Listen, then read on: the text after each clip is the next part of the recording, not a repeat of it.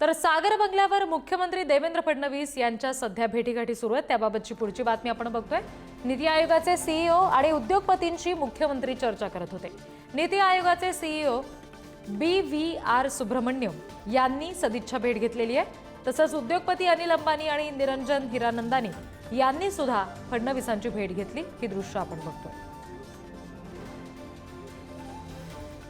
आणखी तपशील घेऊया प्रतिनिधी धनंजय दळवी यांच्याकडून।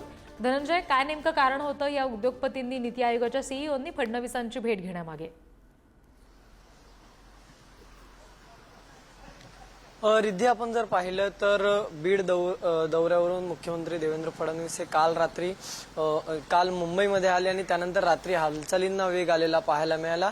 काल जे आहे काही उद्योगपती, त्याचबरोबर पालिकेचे अधिकारी, मुख्य सचिव असतील, असे अनेक अधिकारी जे आहेत त्यांनी काल मुख्यमंत्री देवेंद्र फडणवीस यांची भेट घेतली। यामध्ये आपण जर पाहिलं तर विकसित भारत जो पंतप्रधान नरेंद्र मोदी यांचा 2047 पर्यंत करायचा त्याचा आराखडा हा तयार केला जातो आणि यामध्येच महाराष्ट्रामध्ये सुद्धा ही विकास कामं होत आहेत आणि महाराष्ट्राच्या विकास कामं असतील, रखडलेले प्रकल्प असतील, त्याचबरोबर इतरही गोष्टी आहेत। या सगळ्यावरून काल चर्चा झाली बैठकीमध्ये। नीति आयोगाच्या अधिकाऱ्यांनी सुद्धा या अनेक सूचना ज्या आहेत त्या या बैठकीमध्ये मांडल्या आणि त्याचबरोबर उद्योगपती सुद्धा या बैठकीमध्ये उपस्थित होते। त्यामुळे महाराष्ट्राचा विकास कशा पद्धतीने केला जाऊ शकतो, कशा पद्धतीने सध्याचा विकास सुरू आहे, त्यांना अधिक चालना देण्यासाठी काय करण्याची गरज आहे, काय गोष्टी आहेत, या सगळ्या गोष्टींवर कालच्या बैठकीमध्ये चर्चा झालेली पाहायला मिळाली। आणि या सगळ्यामध्ये जर आपण पाहिलं तर सध्याच आता महापालिकेचा अर्थसंकल्प सुद्धा सादर झाला।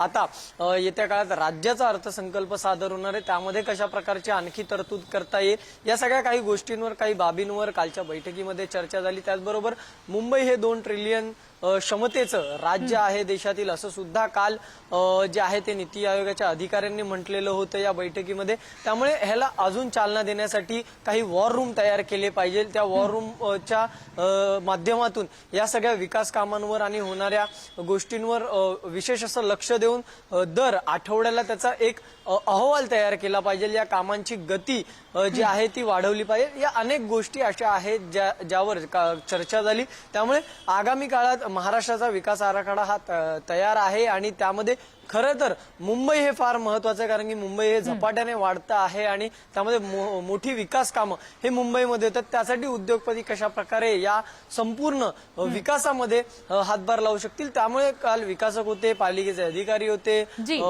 इतरही अधिकारी जे आहेत विविध क्षेत्रातले ते सुद्धा काल उपस्थित होते। आणि या सगळ्यामध्ये नेमकी काय चर्चा झाली असेल, त्यातून पुढे नेमके काय निर्णय घेतले जातात हे पाहावं लागेल। धन्यवाद दिलेल्या सगळ्या तपशिलांसाठी।